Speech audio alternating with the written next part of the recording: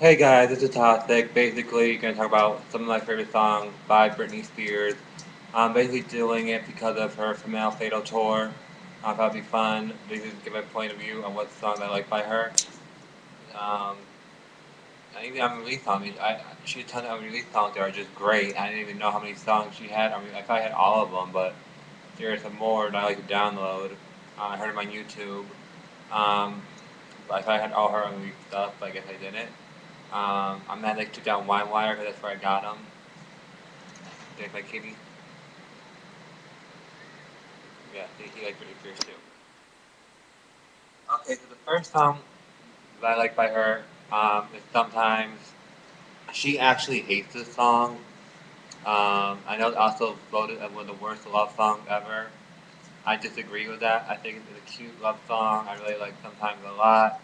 Um, it basically kind of describes me how I feel about a relationship. Like sometimes I give myself all to that person, and sometimes I'm just scared and want to hide from that person. So I think sometimes it's a great song off her first record, Maybe One More Time. The next song we'll hear by Britney Spears is Born to Make You Happy from her Maybe One More Time album. Um, I didn't really like the song at first for some reason, but I really like the song now. I like it more on her box set, the singles box set. Um, the Born to Make Me Happy single, and they got the Born to Happy Make Me single remix. I like the remix better because she's like more raw into it. Her voice is like you have to hear it. I like it a lot better. It just gets more stripped down. And I like how Britney sang in the song and her first couple of records. She kind of really let her voice strip and show what her vocal powers are. She hasn't really been doing that lately. She's done that with what I'll talk about later, with My Baby, Let Go, which is another great song, beautiful ballad, and He's About to Lose Me, which is one of my all-time favorite songs by her off her new record from Fatale, which was her best record she ever made. Um, the next song I really love is From the Bottom of My Broken Heart. I like one of my favorite songs by her. Beautiful ballad, love the voice in it. Her voice is just so gorgeous. It's one of her best ballads she ever done. It really catches her voice. The remix version I love a lot better. Um, but I really do love this song. I like one of my favorite songs by her. Like I said, just her voice, it just really captivates her voice. And maybe because she was 17, or 16 when she recorded this song. But it just, I love this song. It's beautiful, beautifully written, beautifully sung. It has a lot of emotions in it. I love this song. The next song that I like by her is Email My Heart. I didn't really like the song at first, to be honest with you, but I really love the song now. I kind of like to sit back and listen to it more now. It's really beautiful, beautiful lyrics, beautiful how she sings it, um, the meaning of it. I think I first heard it, really couldn't relate to it that much, but now hearing it again, I can really relate to the song more. I really love Email My Heart. The next song, of course, is Stronger off her Oops, I Did It Again record. I always loved this song. Before the song even came out, when they were doing like when she was promoting it, they showed like a photo shoot, and she was dancing to the song. You didn't really heard the whole song yet. For Rolling Stones magazine, I heard it like, oh my god, I gotta hear that song, the whole song, Stronger. And as one song I've been looking forward to listening to.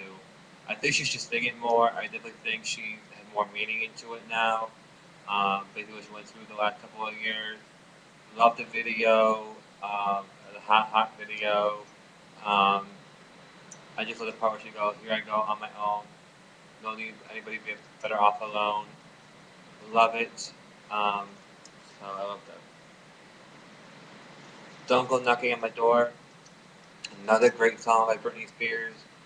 Um, love it. Always loved the song. It has a great. It's just a great breakup song. It kind of like gives you confidence. Kind of you went through a breakup. You basically tell the guy, you know what, we're done. Don't be going knocking on my door anymore. We're through. I'm all done with you. So I really love Don't Go Knocking on My Door. The next song is Don't Let Me Be the Last to Know. I always been like one of my all-time favorite ballads. I love when she sings it because basically her voice is just so raw in it. Um, I gotta keep saying Brittany can't sing. Brittany has a unique tone to her voice. which I really, really love. I don't think a lot of artists can copy that tone she has in her voice. I know a record producer, I think it's David Frost or somebody.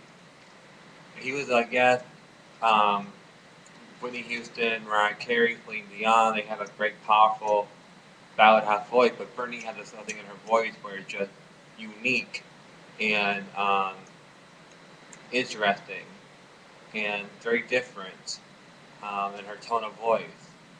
And kind of like, when she sings, you know it's her. You know, I mean, because she had this just rawness and uniqueness to her voice and her vocal cords. And only a certain amount of artists have that. I mean, there's her, there's Tina Turner, there's Cher, there's Kesha, there's Katy Perry. Um, they all have that kind of uniqueness, tone in their voice where you know exactly who it is. Like Adam Levine as well. Who I just thought of him too. Lee DeWy. Um, I like artists like that. Where you, Reba McEntire. You kind of get the tone in their voice. You know exactly who it is. You don't have to listen to the radio. Think, who is that? Who's singing? You kind of already know. You hear the person. The only person that really sounds like Mariah Carey, I mean Mariah Carey. The only person that really sounds like Britney Spears and I like her too is Maya Marie, and she did a lot of background vocals for Britney, and she wrote a lot of songs for Britney, and she did a lot of demos for Britney. Because I think her voice is just so unique to it, just like it. That's why people get confused by hearing her sing. The Candy by Strangers she did, everybody thought that was her. However, song she comes out with, they all think it's Britney. She did Hold It Against Me, she's in the background. I think it's just because her voice just sounds so much like her, which is very rare, I think, because Britney has a really unique voice. Um, when Your Eyes Say It, again, a beautiful, beautiful, beautiful ballad by Britney. Her voice is just so great in it. It's like one of my favorite songs. She kind of talks in it. It kind of sounds like she's like reading a poem or a letter to somebody. Um, but it's just amazing. Her voice is just, and I know Lynn Spears, her mother, basically said she wished Britney would sing like this more, like she used to in her olden days. I know a lot of fans say that too because her voice is just so captivating, and um, I know people think she can't do ballads because her voice is just so unique and rare, or is it her?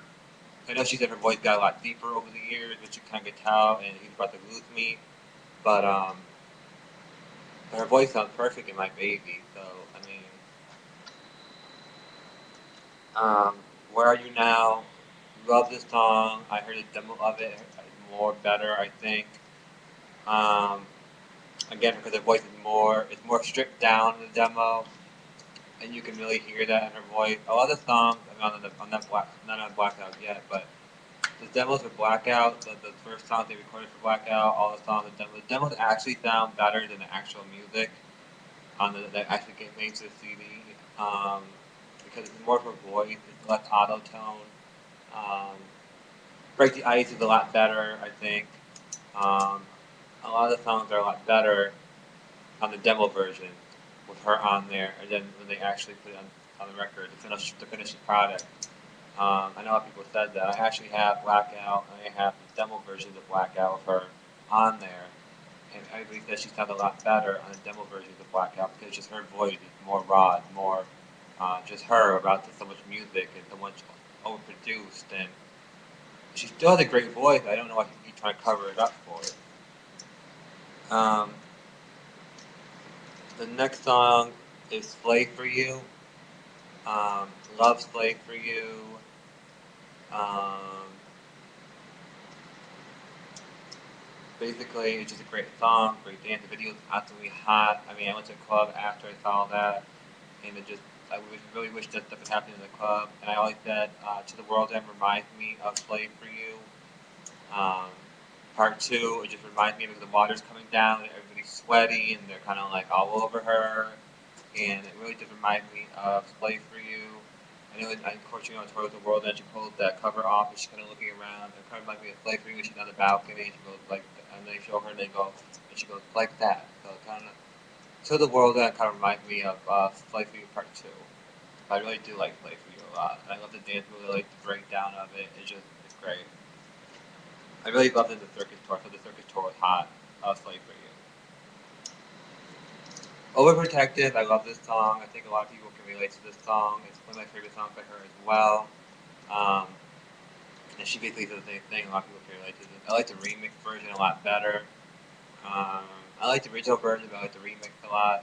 Um, the video was hot, and then she did one of her all-time favorite videos with the dancing and the choreography. And I would definitely have to agree with that. I just love overprotective, basically saying, people kept trying to block things away from her, and she really didn't know what was going on in the world because people kept trying to block things away from her. And like I said, I know a lot of people can relate to that. I know a lot of parents are overprotective of their children. They want to protect them from everything and what the world is like out there. The next song is Boys. I love the original version. I love the remix. I think both of them are great. I like the remix because of the whole breakdown part where they kind of do the dance. I love the video for the remix. But I love what she did on a hotel. They had it both combined, um, the remix and the original version. I thought it was really cool. I love Boys. I like one of my favorite songs off of her Britney record. Not a Girl, I think is a real pretty ballad as well. Again, her voice is gorgeous on it. Um, Even though you're not a girl, I think a lot of people can relate to the song because, she basically saying on her point of view, I'm not a girl, not yet a woman. But you can definitely change the words to I'm not a boy, but not yet a man. And you're just kind of caught in that between of being a child and a teenager and an adult, but you're not quite over the hump yet. You're not really over to being an adult. You're not really in the teen and children era anymore either. So, and I have three sisters too, so it kind of reminds me of my sisters, especially my oldest one who just turned 19. So, Cinderella, um, is the next song I really like. I like Cinderella. Beautiful song. Well, not beautiful, it's a dance song, but it's great. Um, and she did the talking part in it, which I really love. The part where she does the talking in it. They kind of, and it just, I don't know, I love Cinderella. I'm a guy, but I love that song. I think a lot of people can relate to it. Let Me Be, another song from the Britney record. Great song. I think she's kind of talking to the paparazzi on this song. It kind of plays in the international version of uh, Overprotective video, where she's kind of getting in a car. Actually, no, that's Romantic Glove, sorry. It's not Let Me Be. Romantic Glove, is that right song? I just don't really like it. Not one of my all-time favorite songs by her. It kind of grew on me, took a while to grew on me. Um, but Let Me Be is a great song. I love it. Can't I can't get enough of Let Me Be. I wish she performed it live. What It's Like to Be Me. Love this song. Justin Timberlake wrote it. I think he wrote it perfectly for her. And not only did he write it, he wrote Wade Robinson wrote it for her, the choreographer that kind of had the drama between people were saying that Britney was cheating on him, on Justin Timberlake. He's supposed to be a choreographer on her circus tour, which I was really excited about because I really like to see them get together again. Because he did a lot of her shows, but then he backed out of it at the last minute because I guess her father kind of got interfered with it. So, but I was really excited when I first time that they got together again. But I guess maybe they want more drama because of the whole thing with Justin and stuff, and she was kind of getting over the things she went through, and the circuit tour was supposed to be her comeback tour, and maybe that's why he kind of was pushing on Wade. But who knows? But What It's Like to Be Me is a great track. It kind of basically saying, take a walk a mile in my shoes before you judge me. And I think she basically, that's not just about to everybody who judges her and look down upon her.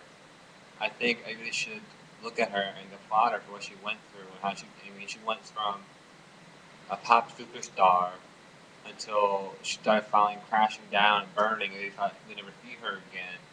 And then she comes right back on the top again. So I think a lot of people should just leave her alone and applaud her for that. Me Against the Music. Um, Now, a lot of people keep saying Britney Spears don't write her own songs, her own hits.